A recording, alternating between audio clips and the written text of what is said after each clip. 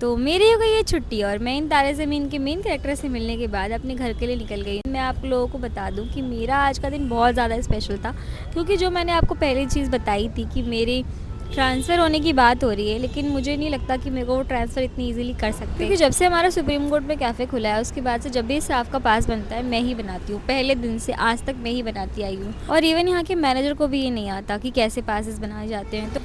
तो उन्होंने मुझे ये बोला कि आप वहाँ चले जाओ और उसके बाद भी आप सुप्रीम कोर्ट के लिए ही पासेस बनाते रहना। बट दे डोंट नो कि मैं उनके झांसे में आने वाली हूँ नहीं, क्योंकि मैं अगर वहाँ शिफ्ट हो रही हूँ तो मैं वहाँ का काम करूँगी ना, मैं यहाँ का काम क्यों करूँ। तो मैंने उन्हें सिंपली ये बोल दिया कि सर, अगर मैं वहाँ शिफ्ट हो रही हूँ तो मैं सिर्फ वहाँ का काम कर सकती हूँ, मैं यहाँ का पासेस दोबारा नहीं बना सकती। सो दे स्टार्टेड एलिंग एट मी कि नहीं, तुम्हें तो करना ही पड़ेगा, तुम्हारा काम है ये, कैसे नहीं करोगी तुम।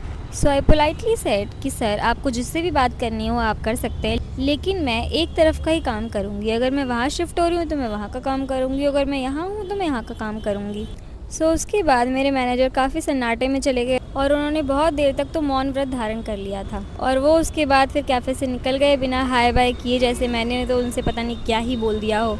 तो मैं इसलिए स्पेशल फील नहीं करी क्योंकि मैंने मैनेजर से कुछ आर्ग्यूमेंट करके और जीत हासिल कर ली हो, तो मैं इसलिए स्पेशल फील करी क्योंकि मैं अगर यहाँ पर दोबारा से रुक गई तो वो मेरी वजह से होगा, क्योंकि मुझे वो काम आता है, ना कि इस वजह से कि मैंने अपनी मजबूरियों का बखान किया हो या फिर किसी सिंपैथी गेन करने की कोशिश की हो। नहीं, आपकी क्या राय है इस पूरे सिनेरियो में, प्लीज़ मुझे कमेंट बॉक्स में बताना, और मुझे ये भी बताना कि मैं इस जगह सही हूँ या गलत। अगर आपको भी जानना है कि मेरे साथ आगे क्या होगा तो मेरे चैनल को सब्सक्राइब कर दो। मिलते हैं कल एक नई वीडियो में। ओके बाय, अपना ख्याल रखना।